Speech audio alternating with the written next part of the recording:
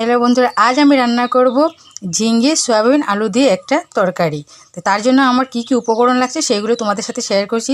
এই যে আমি টুকরো করে ঝিঙ্গা কেটে রেখেছি, এই যে আলু কেটে রেখেছি, সয়াবিন ধুয়ে ভালো করে চিপে রেখেছি, এই যে পেঁয়াজ কুচি, আর এই যে কড়াইতে তেল গরম করে এখানে দিয়ে দিলাম একটু হলুদ গুঁড়ো আর একটু নুন দিয়ে এবার আমি আলুটাকে ভালো করে ভেজে নেব।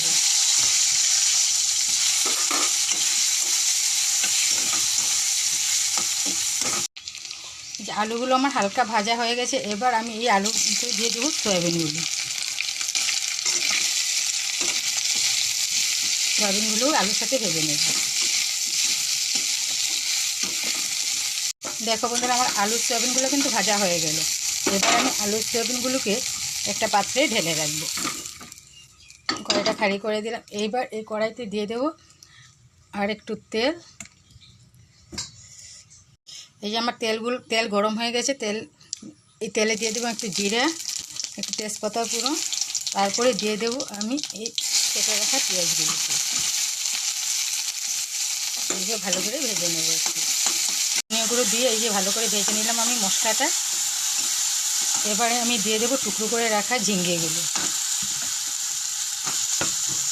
দিয়ে আমি ঝিঙ্গেটাকে ভালো করে কষিয়ে নেব এই মশলার সাথে। দেখো বন্ধুরা, আমার কিন্তু ঝিঙ্গেগুলো ভালো করে কষানো হয়ে গেল। এবার এখানে দিয়ে দেবো আমি সয়াবিন আর আলুটা। এবার এই সয়াবিন আলুটা ভালো করে কষিয়ে নেব। এই যে আমার ঝিঙ্গে সয়াবিন আলু ভালো করে কষানো হয়ে গেল। এবার আমি দিয়ে দেবো স্বাদ মতো নুন।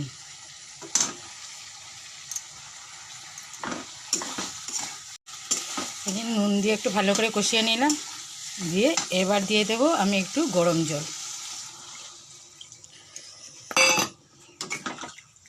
ঝোল যে যেমন খায় ঠিক তেমন দিলেই হবে, আমাদের তো লোকজন কম তাই একটু কম দিলাম। দেখো বন্ধুরা, আমার কিন্তু সয়াবিনের তরকারিটা প্রায় হয়ে এসেছে মানে হয়ে গেছে। এবার আমি এখানে দিয়ে দেব একটু ঘি, আর এই যে দিয়ে দিলাম গরম মশলা। এটা ভাত রুটি যে কোনো কিছুর সঙ্গে ভালো লাগে, একবার করে খেয়ে দেখো, ভীষণ ভালো লাগবে। এই যে আমার সয়াবিন তরকারিটা হয়ে গেল। কেমন লাগছে বলো বন্ধুরা।